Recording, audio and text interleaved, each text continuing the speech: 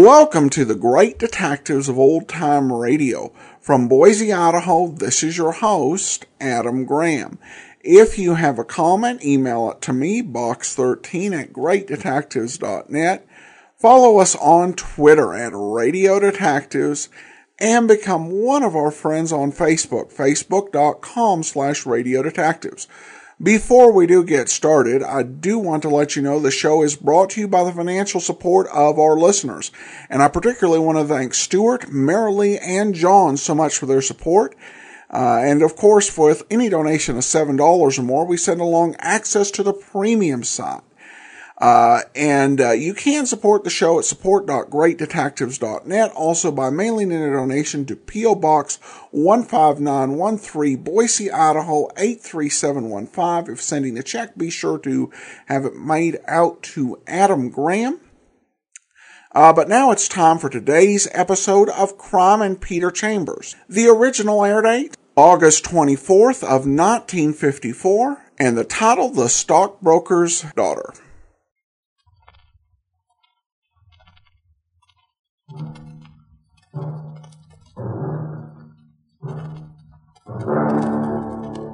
Crime and Peter Chambers.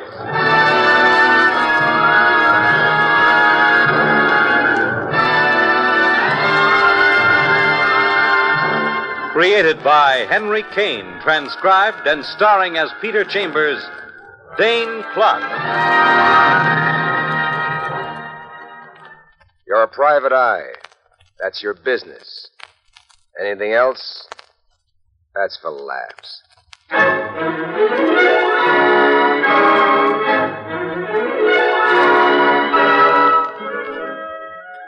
It's been raining cats and dogs and assorted animals for 3 long, wet, miserable days. Happens. And today it clears. So you're heading for the polo grounds in a view of your beloved Giants. But first you call the office and there's a message. Mr. Winston Carr wants to see you at his Park Avenue apartment. So, business is business. Winston Carr, he's got enough loot to run his own little private Marshall plan. Winston Carr, Stockbroker Deluxe. You kiss off the Giants, you wish him luck, and your special young man, Willie Mays. And then you've got your finger on the door buzzer of Mr. Carr's cloud-high penthouse apartment.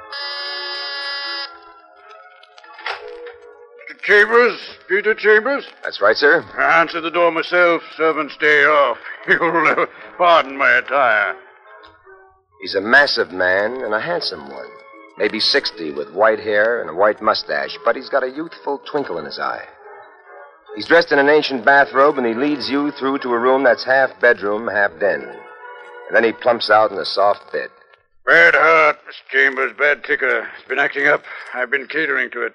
Haven't been out of the apartment all day. Been lying about, pampering myself. Haven't even changed my suit. See? Hanging there. That's the suit I was wearing yesterday. That's nice, that's nice. What's that got to do with me? Well, there's an envelope there in that suit. I want you to deliver it. And for that, you need a Private Richard? Private Richard. That's a cute term. Never heard it before. Private Richard, private eye, confidential agent. It all adds up to the same thing, usually a patsy. You're rather a cynical one, aren't you, sir? No, but maybe I'm in a bad humor. I was looking forward to seeing the Giants this afternoon. The Giants, my favorite ball club. I'm quite a fan. Couldn't resist business, could you, Mr. Chambers? Matter of fact, I couldn't. Can you, Mr. Carr? Oh, business, young man, is business, and let's get to it right now. Though since you've made a sacrifice in coming here, your fee is hereby doubled. And how much was it single? $100, now $200. For what, Mr. Carr? For delivering an envelope. Delivering an envelope? Sort of a glorified messenger boy, wouldn't you say? Well, it's important and valuable. And your reputation is such that I know I can trust you with it. And whom do I deliver it to? Henry Martell at his apartment, 1020 Central Park West. He should be waiting for it. I promised it for this afternoon. Am I to get a receipt? Oh, no receipt necessary. You see, Mr. Martell is about to be engaged to my daughter. Daughter? My daughter, Loretta. Only child, very dear to me. Only real thing dear to me since my good wife died. Anyway, Mr. Martell is going into business, and I'm sort of helping him with the contents of that envelope. I'm not quite up to delivering it myself today, so... Okay, Mr. Carr, I'm to deliver an envelope. Where is it? In the inside jacket pocket, Mr. Chambers. Yep, right there. That's it.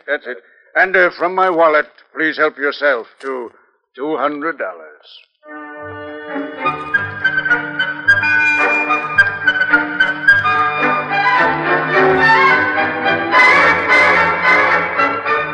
So, out of a clean, white, unwrinkled Palm Beach suit, you take the envelope, your fee, and you wave bye-bye to Winston Carr. And then you're out in the sunshine and up to Central Park West, and once more you're poking your finger at a doorbell. This one over an engraved card, Mr. Henry Martell.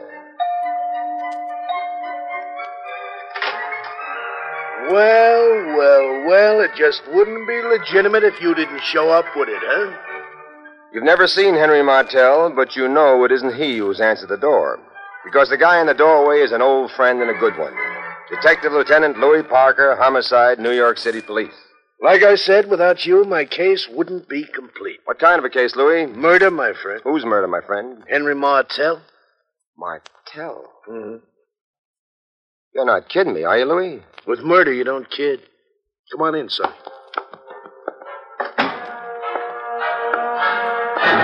Cops working over a cadaver. There's hardly any blood on him. And he must have been a good-looking lad. Tall, with dark, wavy hair and high cheekbones. Cops are cops, and a cadaver is a cadaver. But there's one incongruous note in the room. A sobbing blonde standing near the window, teetering like a drunk on a tightrope. Pete. Yeah, Louis? You happen to know the dame? No. Who is she? Says she's Loretta Carr. Says she's the daughter of that mogul, Winston Carr. Oh, Loretta Carr. Did she kill him? She says she didn't. Haven't questioned her closely yet. As you can see, she's standing there like she's going to faint. I'm giving her a little time to settle down. How did he get it? Bullets in this gun right here. No prints on it. We got the call from the girl, this Loretta. Claims she dropped in on him for cocktails or something. Door was open, found him like that, dead. Gun on the floor. Is it possible that it was suicide? No, Pete. Gun was 20 feet away from him. Guy doesn't shoot himself and then die and then throw the gun away. No. Looks like my boys are finished. Let me get them out of here. Okay, fellas, I'll see you downtown. And the body goes too. I'll talk to you after the autopsy, Doc.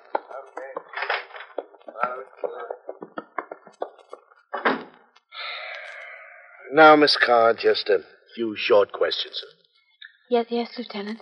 Oh, Loretta Carr, this is Peter Chambers. Oh. How do you do, Miss Carr? How do you do? Miss Carr, we know all the details of your finding him, calling the thing into us. Now, what were you doing here? I mean, how well did you know him? I knew Henry, Mr. Martell, for the past 6 months. We were going to be engaged to be married. I can verify that, Louis. Just wait your turn, huh? I'm saving you for later. Okay, Miss Carr. How old are you? 20. Mm-hmm. How old was Mr. Martell? 35. Did you have your parents consent to this prospective engagement? Just one parent, sir. My father. Well, did you have his consent? At first he objected, but then he came around to my way of thinking. And what were his objections at first? That Mr. Martell was too old for me. That he wasn't exactly the type of person that he'd imagined I'd fall in love with. Oh, you know how fathers are. Yeah. But slowly, I won him over. And then we had his consent. I see. Now, how'd you meet Mr. Martell? I was introduced to him at a cocktail party. Okay, Miss Carr, that about does it for now. You can go home, but please be available, huh? Thank you, Lieutenant.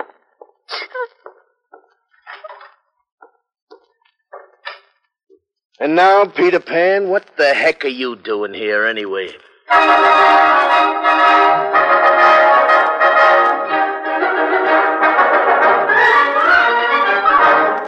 You bring him up to date fast. He gives you full concentration, nodding his head up and down like a small boy watching a bouncing act on a trampoline. And then Uh-huh. Mm-hmm. Okay, let's have it. Have what, Lieutenant? You know what? The envelope. Envelope, Lieutenant? Come on. It's a murder case I'm working on. This ain't a game of badminton. Oh, badminton yet. These modern cops, all right, Lieutenant? The envelope. Naughty, naughty. You're opening other people's mail.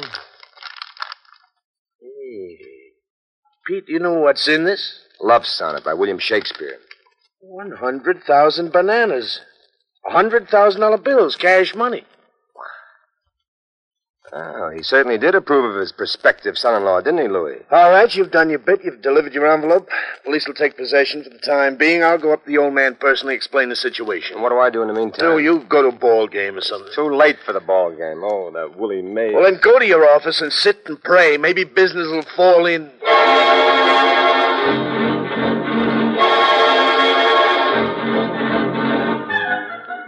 Business didn't fall in. It wafted across the wires of Alexander Bell's invention. Or was that Don Amici? Hello. I want you to come down here right away. Who wants me to come where and why? Me. Well, who that? Me, Hypey Morse. Don't you know my voice? You're supposed to be a private eye. Herbie, I am a private eye. I'm not a privateer. What's on your alleged mind? I want you to come down here. Where's here? My office, right away. What's the matter, Herbie? Trouble, what else? When I call on you, it ain't so you should teach me to mumble. Now, come on, pal. Get on your horse.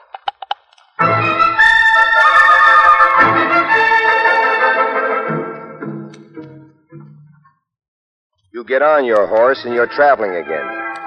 Herbie Moss, big shot. Bookmaker's bookmaker, commission brokers they call him. Herbie Moss, angle guy from way back, slippery as a lemon pit in olive oil. His office is a fancy spread on Lower Broadway. Well, the old Shamus, handsome as ever. Come in. You're going to earn yourself a hunk of change. Herbie Moss, about 40 and not bad looking, and dressed, of course, in the latest of hand tailoring. Okay, I come right to the point. And what's the point? First, your fee. 500 clams, which I hand over like so. Well, thank you, Herbie. You've made your first point. Now what? Ever hear of Martel? Henry Martel? What about him? He got cooled this afternoon. That's what about him. What's that got to do with you? Nothing, not a thing, except it's my gun he happens to get cooled with. Your gun? Nobody else's, pal. My gun, Herbie Moss. Cops know about this? They trace it to me quick, and they yank me in. So what are you doing out? My lawyer gets me out. One of them writs, habeas, mabeas, what do I know? I'm out, but I ain't in the clear. That's your job, to put me in the clear. You, kill him, Herbie? No, I did not kill him. You know him, this Henry Martel? No, I, never hired a bum in my life. Herbie, my boy, just for the record, if I find that you are mixed up in this, I turn you in anyway. And you're stuck with the $500 fee. I ain't mixed up in nothing, I tell you. All right. I lent that heater to a dame. When? About, 6 months ago. Who's the doll?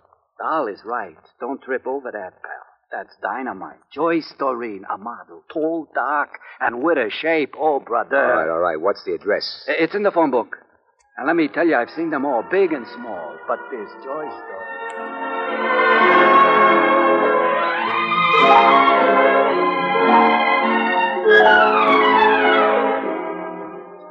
Next stop, Joyce Doreen. It's a terrace apartment on Madison Avenue, and the good Miss Doreen must have been taking the sun on the terrace because she opens the door for you, wearing high-heeled white shoes, white swimming briefs, a white bandana, and that's all. That is all. I'm glad you called me first, Mr. Chambers. I was going to go out, but instead I reserved this time for you. Well, you said it was urgent. Oh, that Joyce Doreen. You take black eyes, black hair, red lips, and then you dream up a lush figure, and you put it on the longest, shapeliest legs you've ever seen, and there you have it. Joyce Doreen. Will you tell me what this is all about, Mr. Chambers? You tell her. You're doing a lot of staring and a lot of gasping, but in between gasps, you tell her. I want to thank you, Mr. Chambers, for coming to me so quickly. Well, what else could I do, Miss Doreen? Herb Morse claims that gun was here. Police don't know about that yet, but sooner or later they will, and then, little lady, you'll be all jammed up. Oh, but I'm sure there's some mistake. Why? Because that gun's been in that bureau drawer since Herb lent it to me. I never even touched it. Let me show you. Oh! What's the matter? It's gone! Mr. Chambers, you must help me. Now, I would like to retain you. I'll pay you a fee if you'll just help me. Fees have just been pouring down on me like hailstones. For you, honey, for you, it's for free. But you've got to answer a couple of questions, and you've got to answer them truthfully. Oh, yes, whatever you say. First, how well do you know this Herbie Moss? Oh, as well as I know any other man. He was attentive to me. Period. And were you, attentive to him, period? Not more so than to anyone else. I have many male friends, but there's never been anyone special. Not yet, huh? No. Not yet. Do you know Henry Martell? Yes. Was he attentive, too? Very. Did Herbie Moss know Henry Martell? Yes, he did. He did, huh? Why? Is there something wrong with that? No, nothing. Was Herbie Moss fond of Henry Martell? He hated him. Hated him, huh? You know why? Well, in all modesty, Oh, come on, Mr. Reen, you can tell me. Well, Herbie was jealous of Henry. In fact, Herb and I terminated our friendship because of his crazy jealousy of Henry Martell. Did you happen to know that Martell, that he had a girlfriend to whom he was going to be engaged? I heard that he'd been running around with some little girl. And were you jealous, Miss Doreen? Me? Me jealous? Oh, look, Mr. Chambers, as I've told you, I have many male friends. Young and old, flip and distinguished. And as far as I'm concerned, you can lump them all together.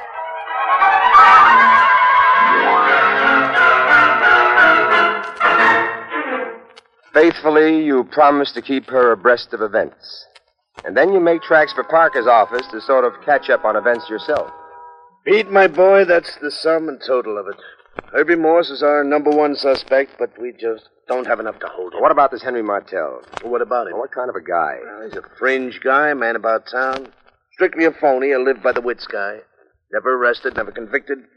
He had a few brushes with the law. Oh? The last time, when he belted a private eye. Belted a private eye? Who? Barry Miller. A couple of months ago, when you were on the West Coast, claimed the eye was tailing him, annoying him. Anything else? No, nothing. Louis, you ever hear of Joyce Doreen?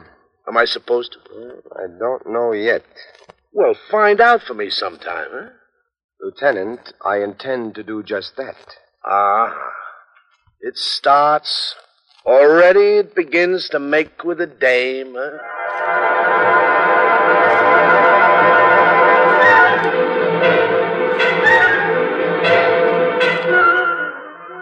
You beat around town, digging up dirt on Henry Martell, and then you start hiking for Joyce Doreen's place. You'd like to give her apartment a quick look-see, and you wonder how you can make it.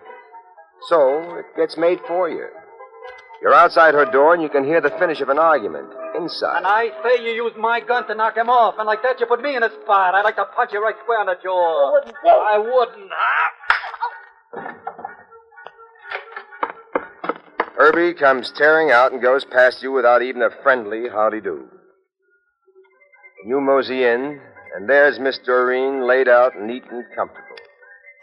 She'll come to in time, but this isn't the time. You give the apartment a quick frisk, and you come up with, guess what?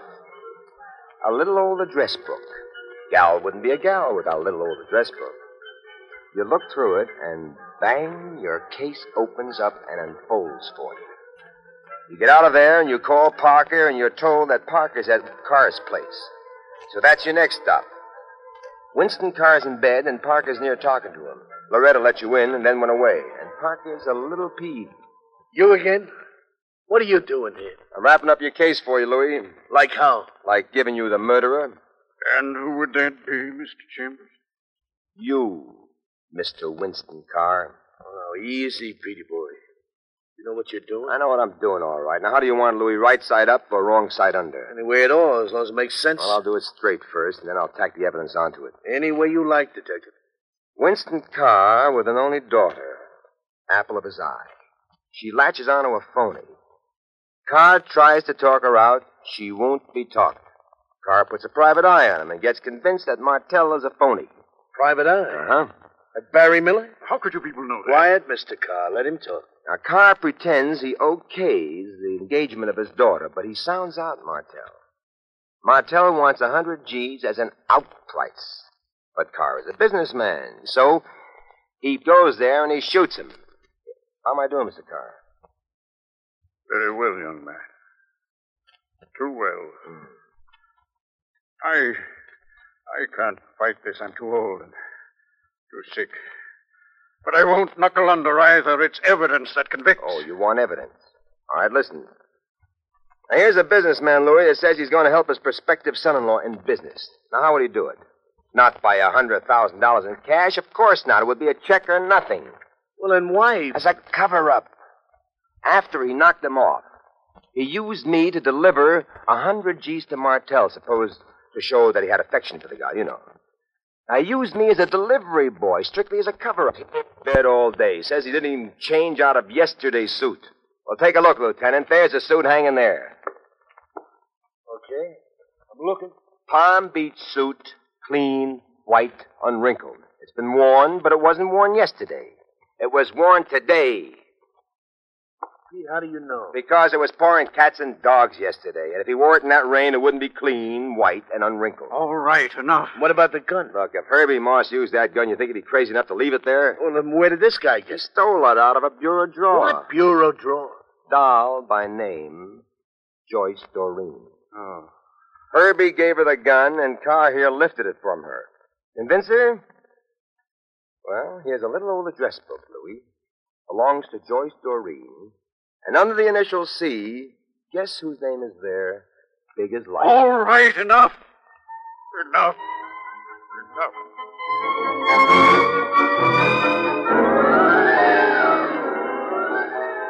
So, after Carr gets put on ice, surrounded by high-priced lawyers, and after you have made your report to Herbie Moss, you wend your way to Miss Doreen's apartment. And you tell her she's out of the mess, and you're about to give her details when... Oh, no, Mr. Chambers, not so fast. Let's do it nice and easy. Well... Now, you just sit down while I build a highball. 2 highballs. 2 nice, long, leisurely highballs. Now, just sit and wait. Oh, Joyce Doreen. Did you say something? I didn't say a thing, honey. I'm just sitting and waiting.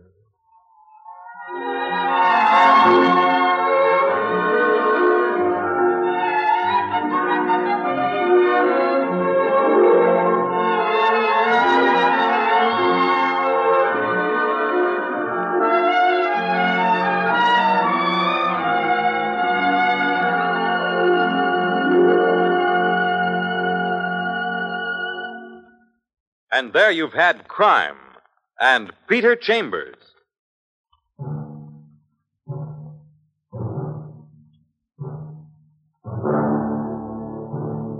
Dane Clark was starred as Peter Chambers. Crime and Peter Chambers transcribed was created and written by Henry Kane.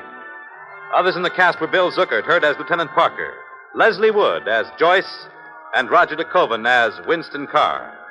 It was directed by Fred Way. This is Fred Collins inviting you to tune in next week, same time, same station, for Dane Clark in Crime and Peter Chambers.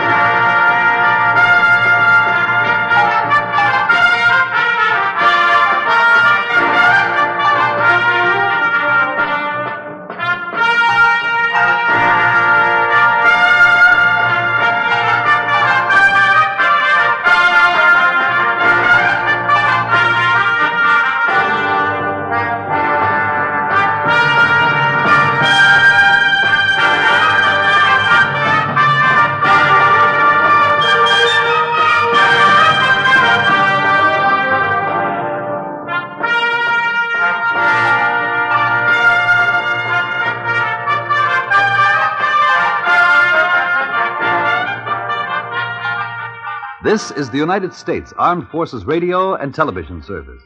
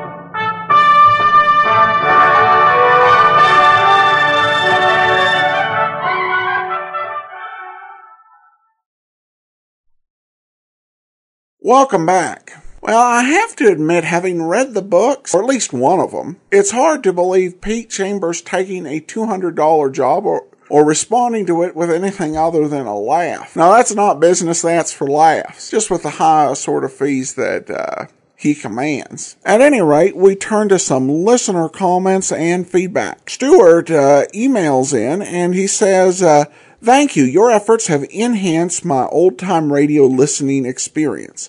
When I catch up to where you are and listen to other apps, I miss your insights. Well, thanks so much. Definitely do appreciate your comments and glad we're able to provide some value. And then we also have this comment from Marilee. Keep up the good work. Love the show. Well, thanks so much. And then we have a comment from Lori on Crime and Peter Chambers, who says, I find myself enjoying Peter Chambers more and more each week. Thanks for bringing him to my notice. Do you happen to know what piece of music it is that the AFRTS put in replacement of the infomercials each week? I find myself humming it all day. I listen every single week. Well, thanks so much, Lori. Regarding the music, I honestly don't know. Any astute music lovers in the audience might be able to answer better than I on that. And I've enjoyed Peter Chambers as well. I actually did not listen to the whole series before playing it, and I've been pleased at the quality. I have to admit that this was a series that I thought was okay, but I've had about 2 different series where I listened to a few shows, thought they were okay, but over the long haul, really weren't all that good. I'm very pleased that Crime and Peter Chambers definitely didn't have that problem. It's been nice to listen to, and it is a shame that we're coming to an end. We have 2 more episodes to go after this week, and I'll definitely miss it. Dane Clark definitely turned in a good performance, and Bill Zuckert, great as Louis Parker. And the music's great. Seriously, if anyone knows, I'd love to hear what it was. All right, well, that will do it for today. We will be back tomorrow with the adventures of Philip Marlowe, and then join us back here again next Tuesday for another episode of Crime and Peter Chambers. In the meantime, send your comments to box13 at greatdetectives.net.